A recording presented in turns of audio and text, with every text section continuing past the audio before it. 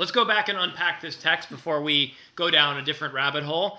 So, v'chai bahem, and live by them, right? So the text begins with this question, or the text opens by saying, and you shall keep the laws and the commandments, and a person should do them and live by them. I am God. And so he kind of spins it out as a kind of a different idea. What does it mean to say v'chai bahem and live by them? So Rabbi Yitzhak Meir Alter of Ger, the Chiddushei HaRim, the first rabbi of Ger, died in 1866, says, I say live by them, that existence is through them. So there's this great word here that I really love, because this is a rabbi who kind of either precedes or is around the same time as some of the great philosophers of Europe who were talking about existentialism. He's actually a little earlier than the existentialist to some degree. But he's using a phrase which is chiyut, which is either translated in modern Hebrew as existence or being, which I translated them alternately. Chiyut is from the Hebrew word chai, right? So he does this move. This text I saw it and I was like, I can't not bring it, even if it has nothing to do with the stuff we're going to do on the back end about lying.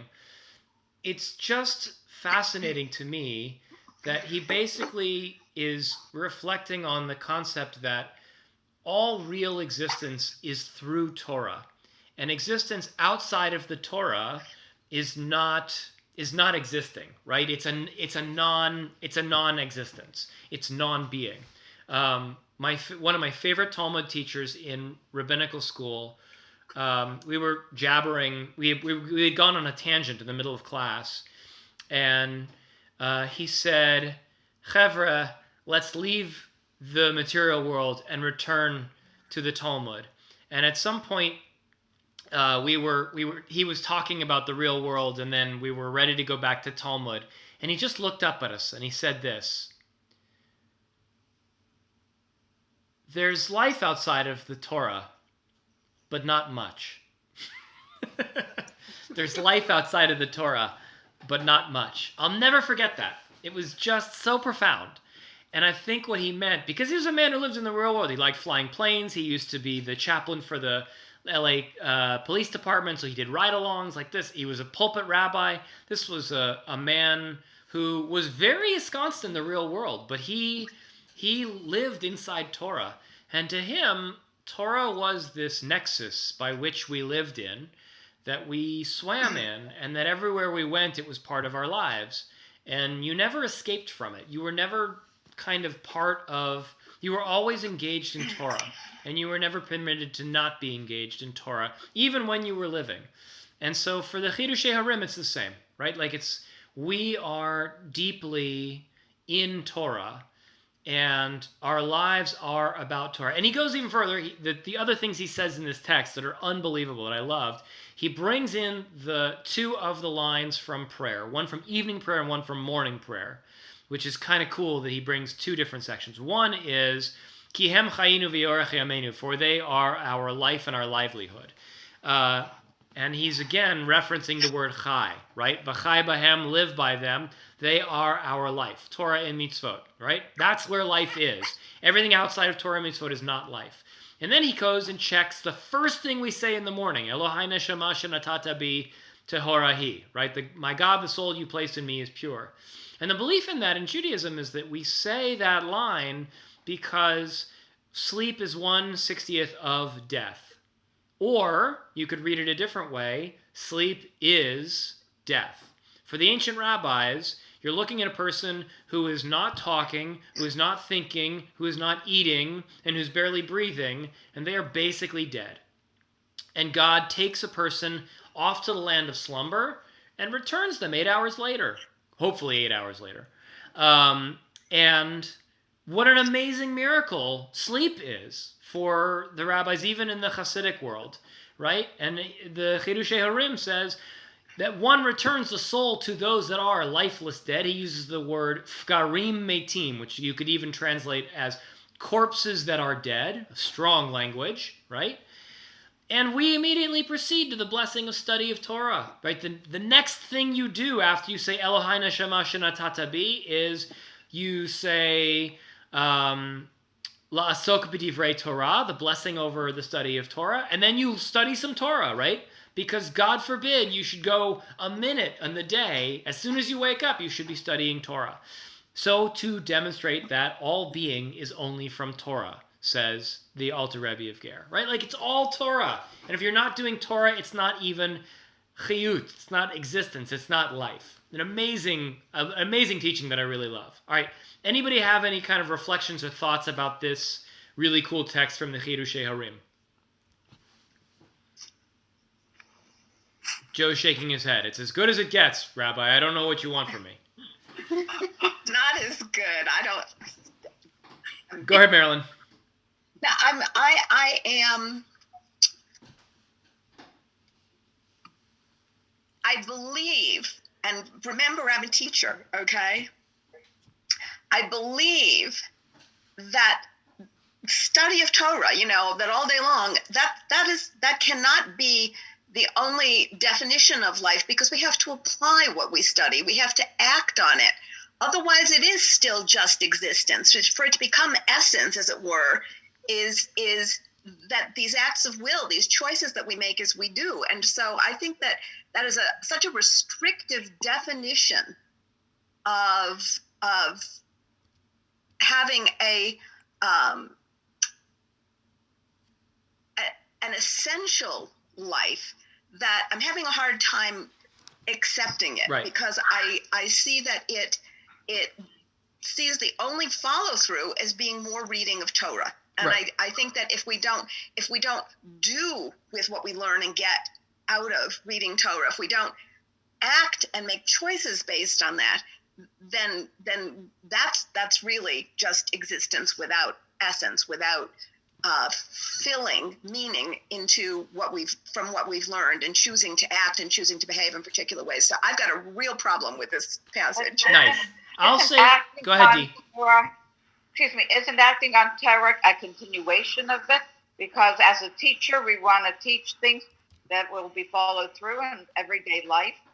So I perceive it as what you're doing is acting on what you've learned, which is a continuation of Torah. Right. If you want to look at it that way. And I was going to say it basically that way too, Dee, which is there's two ways of looking at it, which is there's life outside of Torah, but not much, is one way to look at it, the way Rabbi Dan Shevitz taught me. The other way to look at it is when I'm teaching my kids how to make enchiladas, the way I treat them, the way I respect them, the way I instruct them how to do practical things that are important, Gamzu LaTorah, right? This is also Torah. That we live in a world where everything can be Torah if we make it that. And what that means is a world of Torah and mitzvot means that we extend the thoughtfulness, the morality, the kindness, the justice of all of our actions to every moment of our lives. Great. Okay, let's move forward into the stuff about lying. Which is not Torah necessarily, or it can be depending on who you ask. So we're looking at, hopefully you're seeing this on the screen. Yes? Nod your heads. Good. We're moving on to Leviticus 19:11. So I'll do all the reading from here on out. Lo tignovu velo techachashu velo tishakru ish ba'amito. You shall not steal. You shall not deal deceitfully or falsely with one another. It's 3 different mitzvot. The rabbis in the Talmud break down the difference between a sheker and being mechachesh, which is like to be intentionally deceitful. There's also a lot of commentary by the rabbis about the fact that Leviticus 19 is a whole book later in the Torah than the whole thing at the beginning in the 7th commandment, which of the 10 commandments, which is lo tignov, do not steal. So here we get lo tignov again, and we know that Torah abhors redundancy and a vacuum. So it's impossible for Judaism, for the Torah to teach lo tignovu there and lo tignovu here and have them mean the exact same thing. They have to be slightly different. So the rabbis talk in both of those places about how they might be interpreted differently and the different kinds of dishonesty. So our commentators, we have a really cool text This one was maybe one of the great finds of all time. There is no connection in today's class to Yom Ha'atzmaut, although happy Yom Ha'atzmaut. We are doing all of our learning today in honor of Israel's 72nd birthday. But the only distant connection that I could make, I could have brought something from rabbis from Israel. I did not. I brought something from Rabbi Yisroel Salanter. So Rabbi Yisroel Salanter is also known as the Baal HaMussar, is the great rabbi who was the greatest teacher on what's called Mussar, which has the terrible translation of the ethics movement. Another translation or a better understanding of that is that the Mussar movement was a movement in kind of self-affliction, just the concept of really searching of your own deeds as the core of Jewish life, that everything that Judaism is all about is about deeply inspecting how you behave and what you do, sometimes to a very difficult degree. To be kind of overly self-critical would be a good look at what the Mussar movement was all about. And whether you like that or not, I think Salanter was really a great of his time. He was very strict on several things.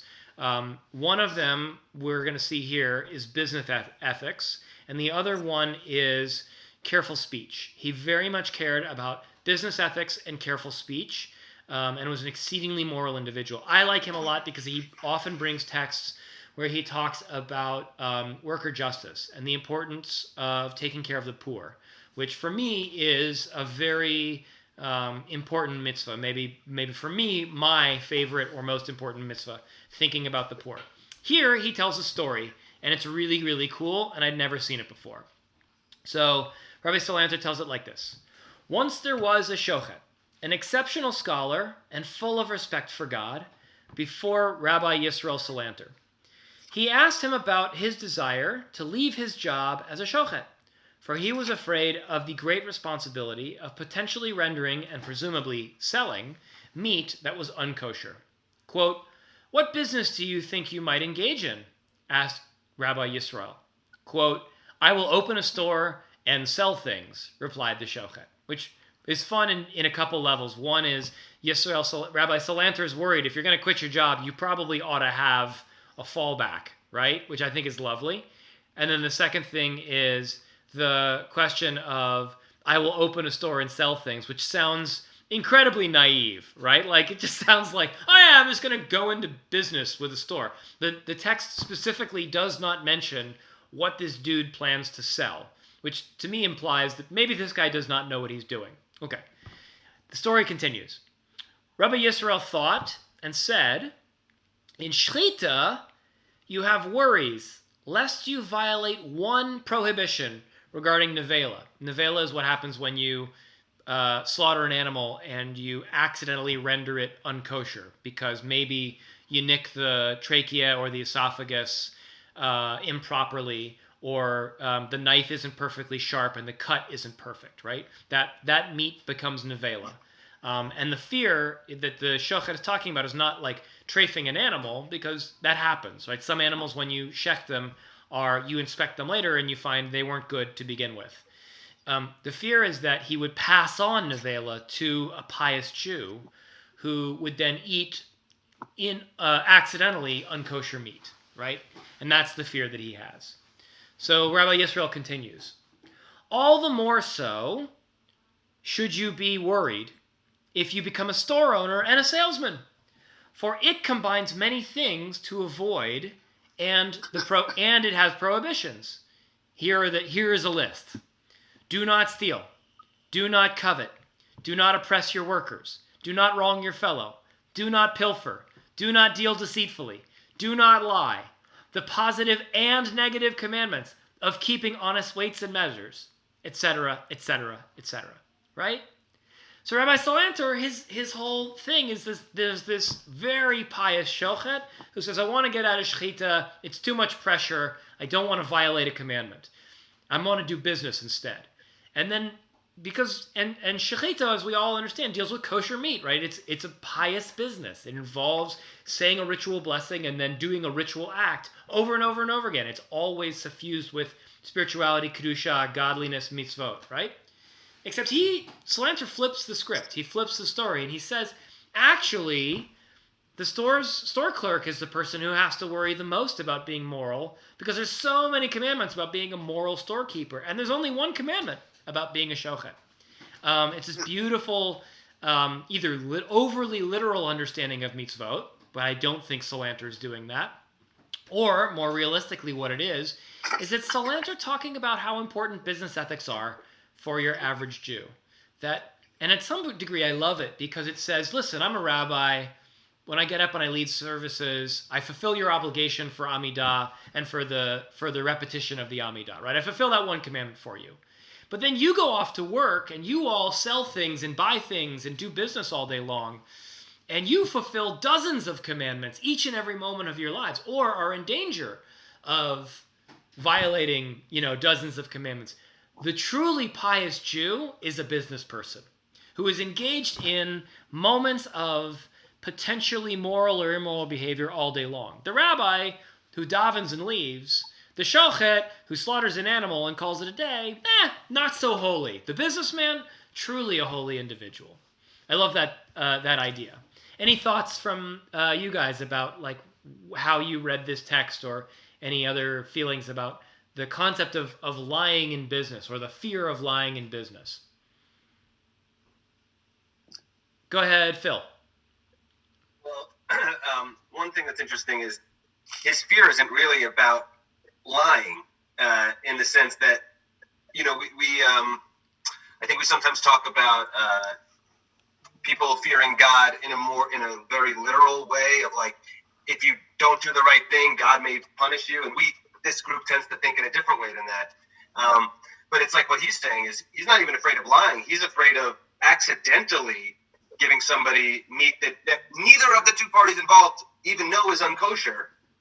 It's really to me, it kind of is kosher, because none of the humans involved are aware of anything. And, he's worried that God's going to know, and it's both of their problem.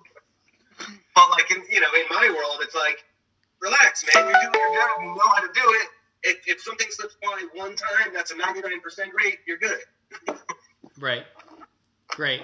Yeah, I think getting into the issue of commandments that you don't know whether you're doing or violating versus commandments that you know you're violating is another one. That lying, being dishonest in business is another case where you are very frequently brought into a situation where you're kind of borderline, right? My buddy Dave sells cars, right? He sells used cars, right?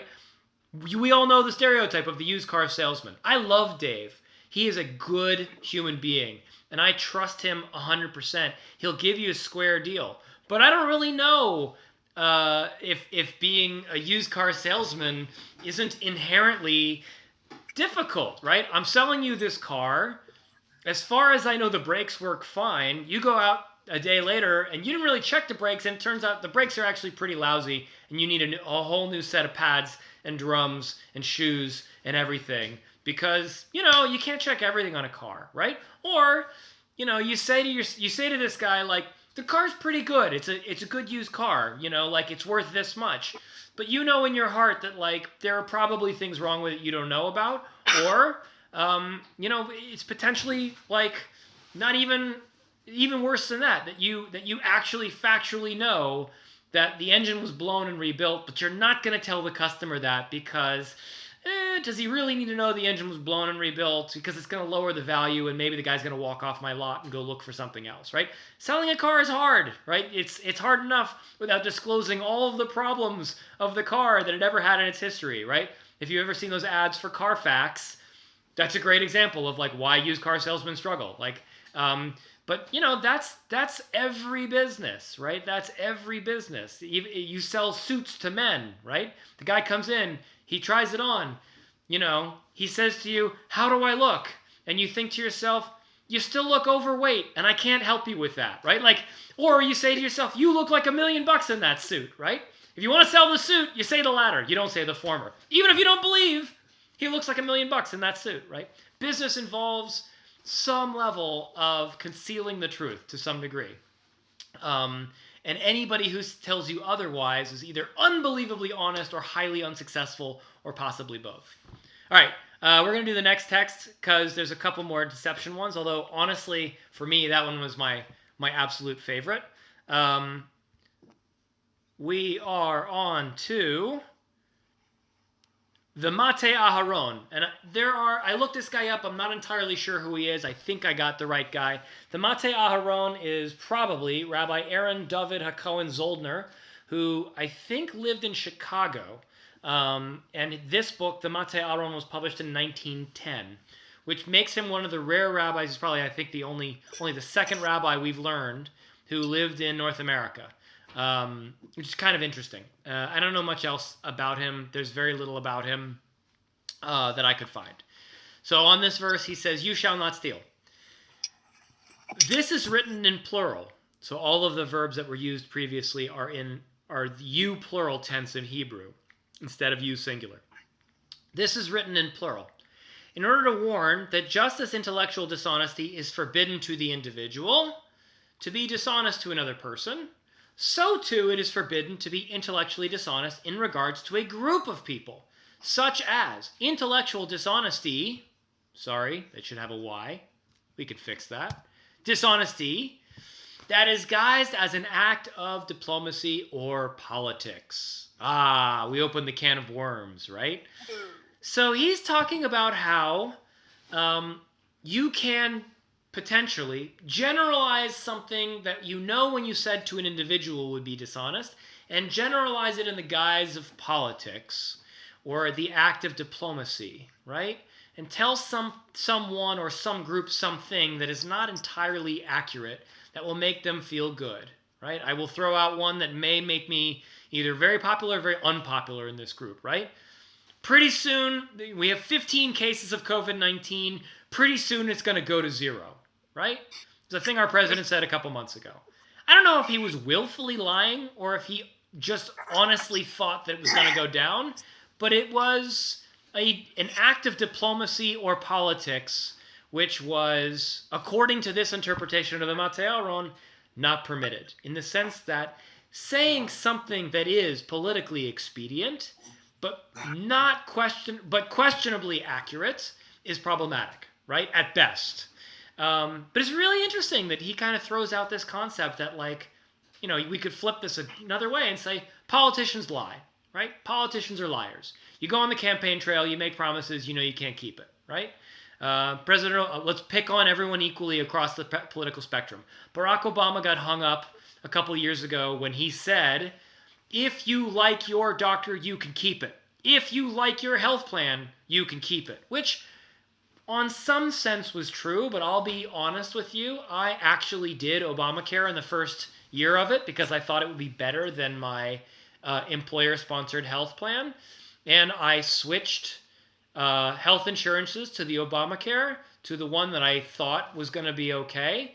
And a month later, I called up the kid's doctor and I said, I'd like to make an appointment. And I gave him my plan number and they said, I'm sorry, we don't accept that plan. I said, but it says right on your website, you take the Blue Cross Blue Shield Silver plan.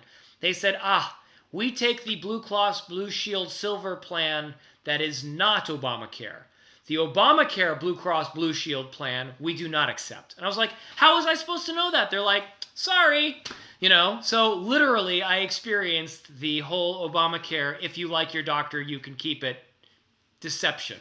Did Barack Obama know that wasn't going to be the case at the time? I don't know. Maybe he thought it was going to be the case. Maybe he didn't really know, but he was pretty sure. Or maybe he knew he was willfully lying to the American people. I don't know. But it turns out that it didn't work out all that great for all of us. Any other thoughts about politicians, diplomacy, and the concept of deception? Linda, you were going to go before and then you dropped out, so you're back. Yeah, my phone decided it was a good time to restart. But I was going to say that may have been some shell game the insurance company played. So he couldn't have known that, that they somehow maneuver things so that they don't have to cover stuff on the Obamacare plan because they don't make money from it. Right. And I totally get that. You can't guarantee that. When you say something, you can't guarantee that it's not going to happen, that someone's going to make it not true later. Right. And I think that's important because it's actually going to lead into our next text really well, that honesty and deception is one in the eye of the beholder, and two, there's a level of extremeness to it that's very difficult to get away with, right? If a human was afraid that their words could turn out to be untrue at some point in the future, they would never speak, right? There are so many ways in which we can be misinterpreted, misunderstood, or seen as not entirely forthcoming, that for the truly pious individual, you might refrain from speech at all. One example of this, an extreme example of this, is if you ever want to look it up, is there's another rabbi who is famous for writing a compendium of books. I'm trying to remember his real name, but it's escaping me. The rabbi who wrote the Mishnah Berurah, which is a legal codex, also wrote another set of books on Lashon Hara, on speaking ill. And he included so many prohibitions about false speech that basically he essentially laid down the law that a person should never talk. I'll give you one example. My favorite is, he says in his laws of Lashon Hara, of evil speech, one should never pay a compliment to another person about a third party, because you are opening them up to the opportunity that they should disagree with you, right? So if I were to say, I think, to Paula, and Rana wasn't there, I think Rana is the nicest lady in the world. She's so kind and so sweet. That would be forbidden speech to this rabbi, because he would say that what I was doing was offering Paula the opportunity to disagree with me and tell me what a raving bitch Rana is. Rana is. Rana's not. Rana's a wonderful human being. And Paula, you would never say that. But I'm telling you, this is what this rabbi says about why it's not appropriate to compliment people, which is a pretty extreme, right, Marilyn I knew wasn't going to like that, which is a pretty extreme understanding of the concept of Lashon Hara. But it's very much about, Lashon Hara is about dishonest speech and evil speech. And to the truly pious, they truly believed that if you are not careful with your speech, it's going to end in a bad way. Linda, did you want to say something? I was going to say that sounds, don't say anything because someone might disagree with you. Sounds a bit like holiday gatherings with my family. We don't agree politically. Right. Very nice. There's a lot of subjects we do not bring up for that reason. Yeah, and I think to this rabbi's point is to some degree, Rabbi Aharon Zoldener is basically saying, like, political speech is dangerous, and perhaps what he's implying is, so don't engage in it, right? Don't get involved in political speech. Go ahead, Marilyn. The problem with that is that what this does is it takes away our free will to both choose to do right or make a mistake. And by saying, essentially, I'm restricting everything from you, from your behavior, you're saying, I don't believe you can learn from Torah. I don't believe you can do what you guys were saying before, that you take that and what his intent is that you take what you get from studying Torah and carrying it into your life. The minute you say, but don't try to carry it into your life because you'll screw up, you are cutting that out. And I find it very, very problematic, because it turns us into herd beasts instead of individuals who must make choices to even be assessed. Are we being good people, or are we failing to be good people as we would want to be, or even as others would see us? And so I have a real problem with a lot of the things that we're reading here that seem to deny that we are capable of making these moral choices. But even to go to the point where what you're suggesting this guy is saying, he's prohibiting the opportunity to make these moral choices and learn. Because that's how we also learn from mistakes. We don't just learn from being good. Right. And I want to say my favorite text on this, which is worth mentioning, is a Talmudic text. It goes back, thousands of years before, and all of these rabbis clearly knew this text. One of the classic rabbinic texts of all time is, it actually gets a name check mention in the TV show Unorthodox, although not in the way that you would assume it to be.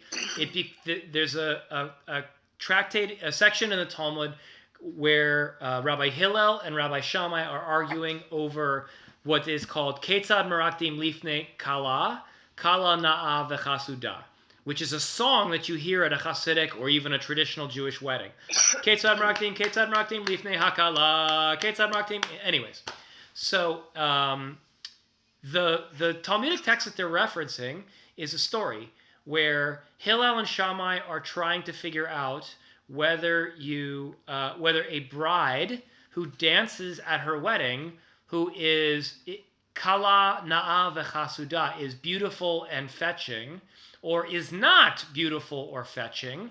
What do you say to her at her wedding? And there are a couple options. Option one is you tell her she's beautiful, which is a white lie according to Hillel, or you tell her the truth according to Shammai, which is, like if someone says, "Isn't the bride beautiful?" you go, "No, she's ugly," which is what Shammai says, right? And because it's the Talmud, we know that Hillel wins. But some of the rabbis over time kind of default towards Shammai's position, which is telling something that is even slightly dishonest is a problem. Any other thoughts on this one text? Go ahead, Linda. I was going to say to what Marilyn Alexa, said stop. earlier about making us into herd creatures for honesty. Right now, we're seeing we can't make moral choices we can't always make moral choices just as individuals. That's what we're seeing right now. Sometimes you do have to think about what you're going to do what you're going to do affects other people. It's great. Let's do the last text. That's very obvious right now. Of course. Joe Jolson, you wanted to say something. Go ahead, Joe. I would argue that every kakala is beautiful on her wedding day. Yeah, and by the way, nailed it. That is what the Talmud says at the end. I don't think that's a lie. It's there's more to life and more to a wedding than physical beauty.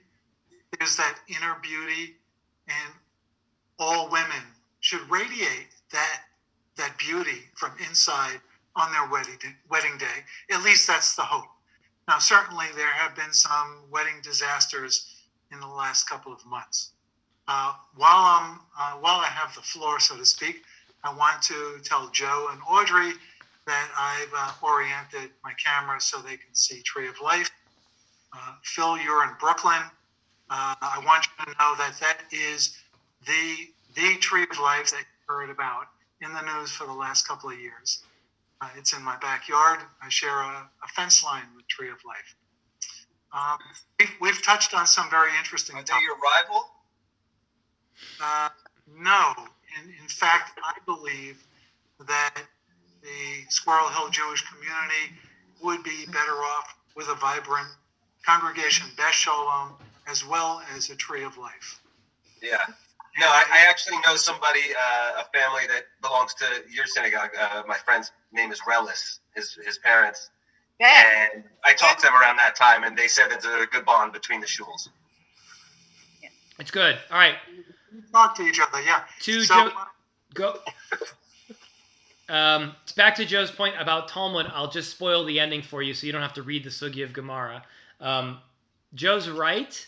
One of the other arguments that Hillel brings, which is related to every bride is beautiful on her wedding day, is a different argument, which is it's the concept of beauty is in the eye of the beholder, and clearly the chatan, the groom, finds her beautiful. So who are we to say that she's not beautiful, right? And they're talking both about physical beauty and kind of spiritual radiance, like the concept that she is beautiful to her beloved. And it would be absolutely presumptuous for us to disagree in that case. All right, we're into the last text, which I'm promising Marilyn will hate. Marilyn gets all the kavod of being kind of my resident foil.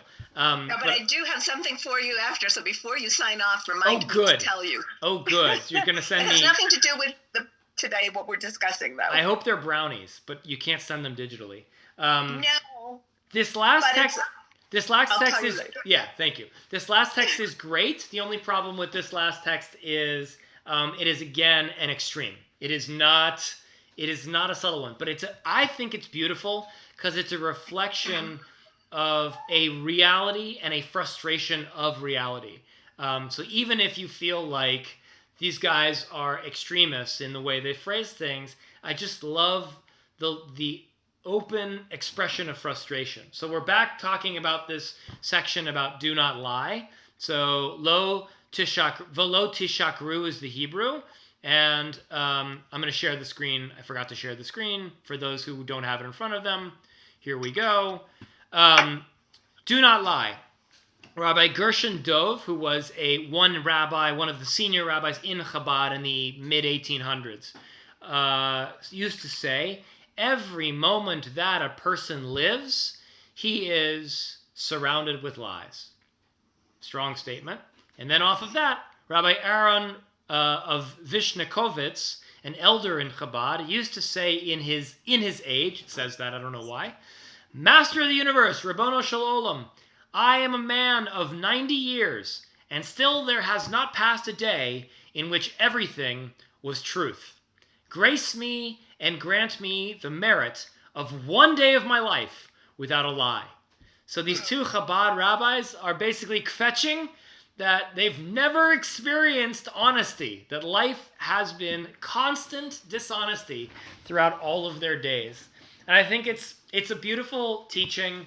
It's this really interesting concept that life involves a certain degree of dishonesty, white lies, concealment of the truth, concealment of the full truth. That's life. For some, there's a deep desire to know truth at a deeper level. For others, we understand that a little bit of white lies here or there is healthy and positive and good. But there is definitely a loss, a lamenting, a sadness of living in a situation where a degree of dishonesty and deception is disappointing sometimes. And with that, I'm concluding class, but I'm hoping that Marilyn will stick around to give me digital brownies or whatever she's sending me. And for those, if you have any other comments, questions, thoughts, or recipes, I would love to hear them from you.